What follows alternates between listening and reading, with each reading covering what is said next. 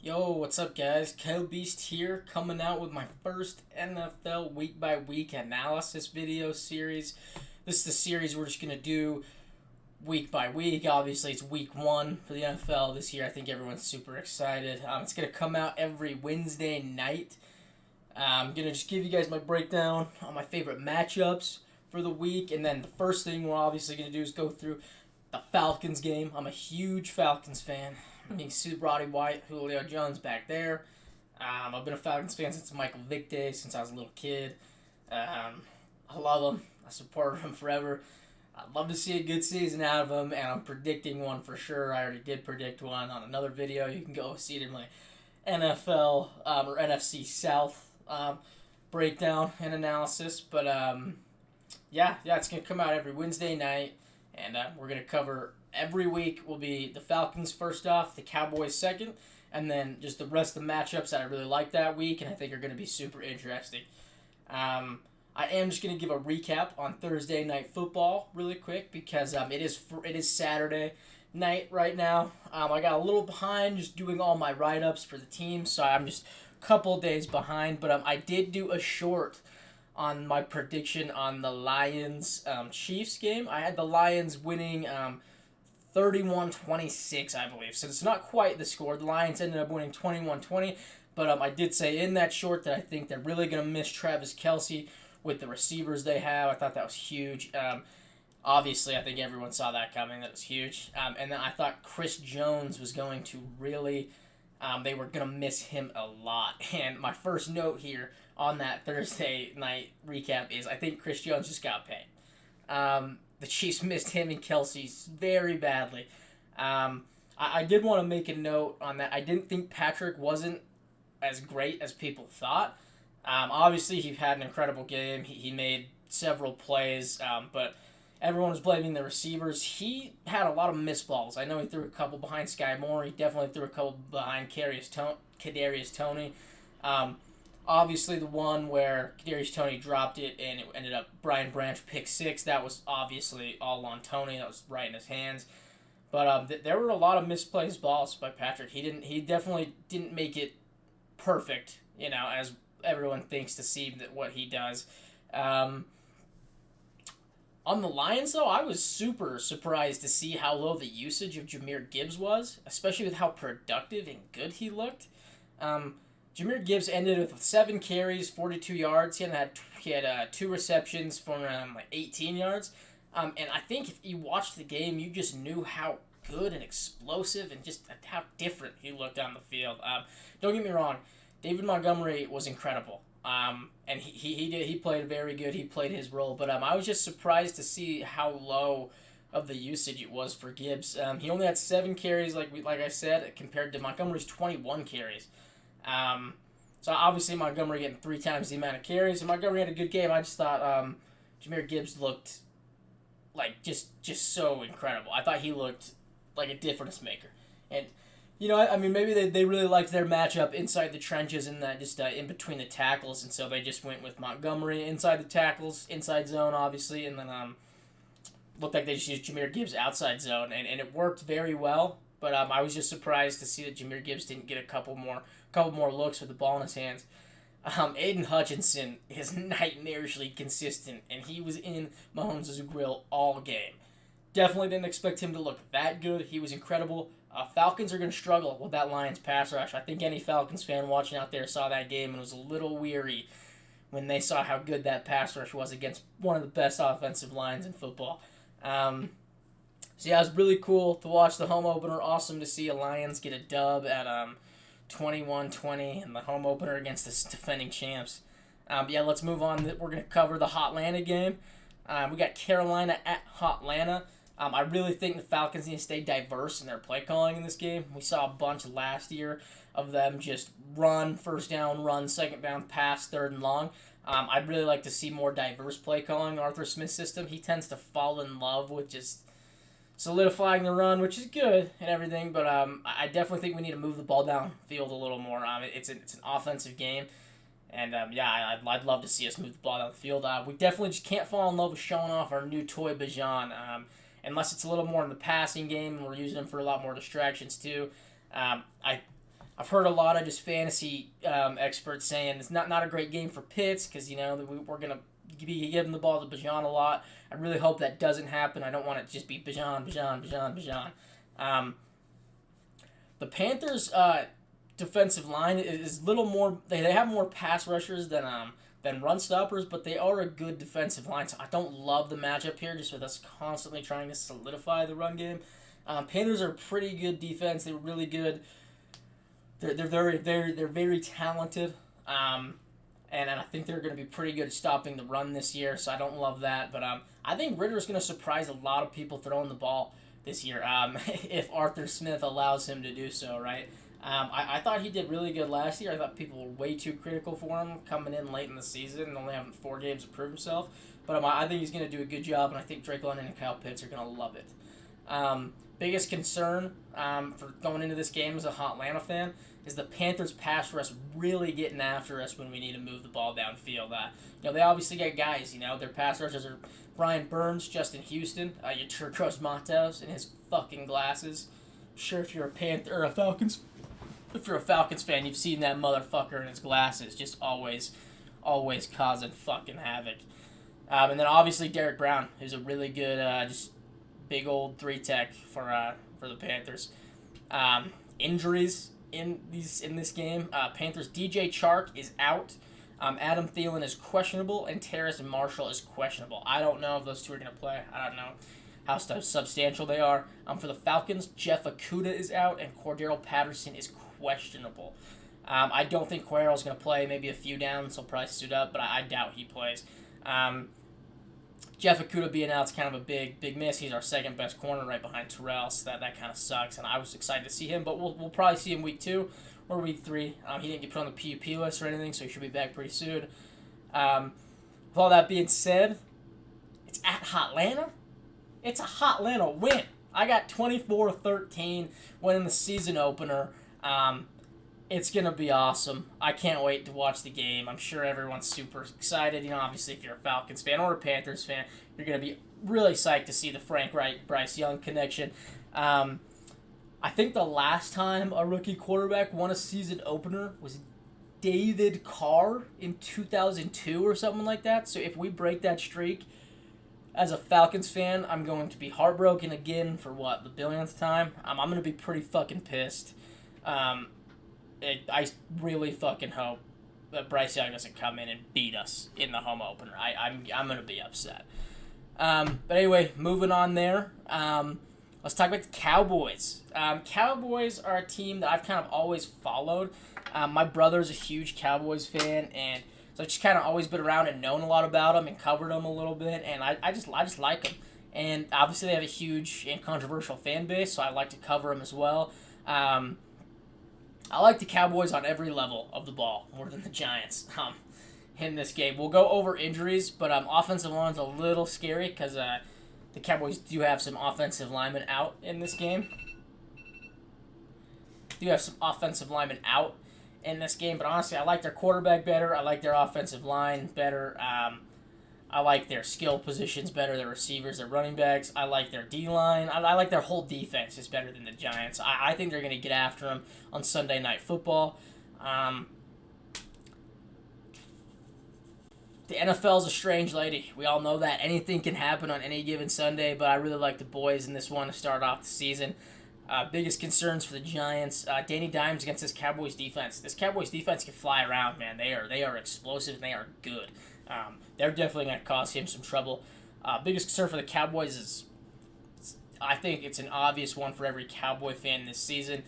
Dak taking care of the ball and injuries. Got to stay healthy, obviously, and then Dak just last year I felt like, especially in crucial games and at the end at the last few weeks, 4 or 5 weeks and into the playoffs, Dak was giving the defense at least 2 to 3 chances to turn the ball over a game. You can't do that in the NFL. This isn't college.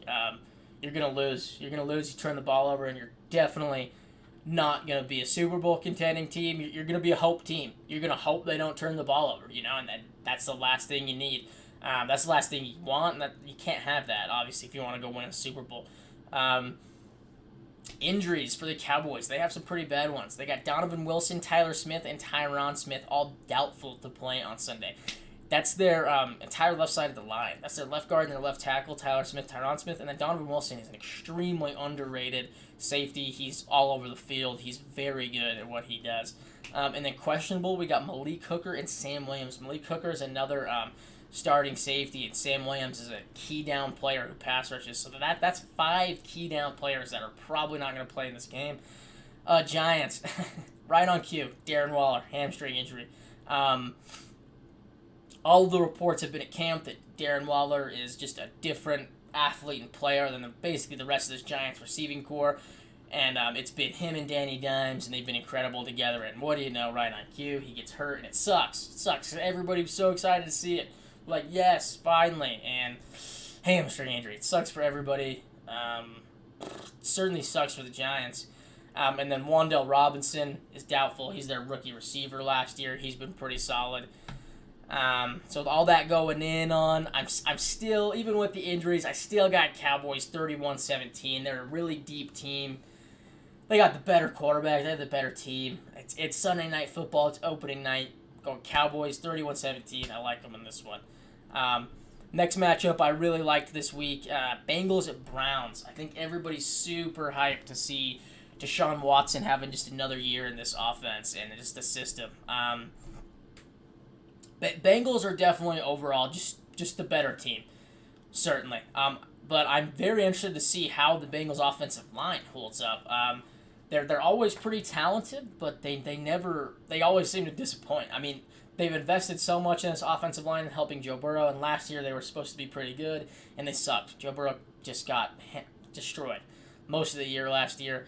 I have a feeling the Bengals are probably going to come out of the gate stacking the box and try and limit Chubb. That's going to create a lot of opportunities for Deshaun Watson, and if they want to have a good season, he's definitely going to need to make the best of them. He's going to have to be way more improved than last year, and he's going to have to get the passing game going so they can move the ball down the field. And if that can happen, they're going to be one of the best teams in the league this year with what they have. They are super talented.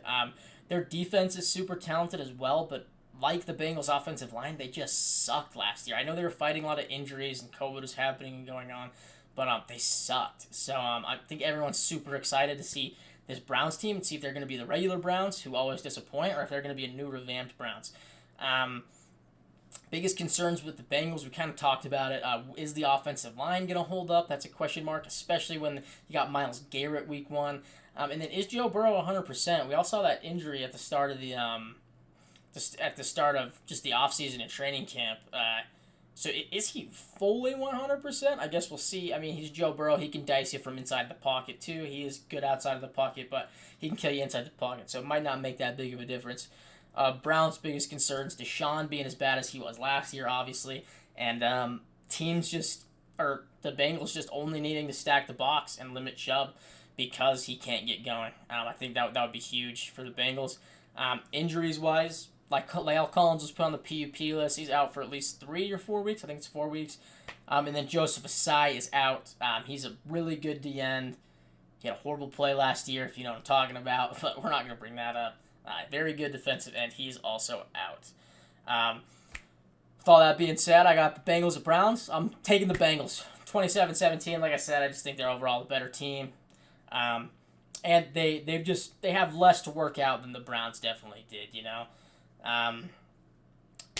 The Browns were bad last year, so they have to improve and get better, and the Bengals are coming off a good year the past couple of years, so they're just going to walk right into this season with pretty solid. Next matchup I loved was Niners at Steelers. Going to be a really fun game to watch. Both really good teams, both really good organizations, especially the Steelers. And they seem to always be good even when they lack talent. I really like the Steelers in this game at home, coming off of a lot of momentum from last year. Just not enough to pick them. I don't think I'm going to have them win this game. But the Niners are just too good. They're really good. But I don't think Brock Purdy is going to start off as good as people think. You know, he did just come off of Tommy John surgery, and he was Mr. Irrelevant. But the good thing about that is obviously he's in the Shanahan system, and they obviously run that outside zone scheme, and they make the quarterback's job pretty easy, and they try to make the offensive line's job pretty easy. I don't love how they did lose some offensive line pieces last year, and I'm really intrigued to see how that holds up in the Shanahan system as well. I like this matchup for the Niners. Steelers have a horrible offensive line, and the Niners have obviously a really good defensive line. They're definitely going to get after them, and they're going to help out their secondary a lot. And their offense is always going to be good in the Shanahan system. I mean, who knows? We'll see. But I'm definitely not going to bet against Kyle Shanahan, right? Us Falcons fans sure as hell know that. He got us to a Super Bowl, made Matt Ryan an MVP, and yeah. No. Not going to bring up 28-3 or his other loss because I just don't want to. I'm sure none of the Falcons fans want me to either. Biggest concern for the Niners, just they're losing some pieces on that O-line, obviously, when they're going up against T.J. Watt and Cam Hayward. That's going to be tough. And just the Steelers are just a solid team always. They play super hard. I love it.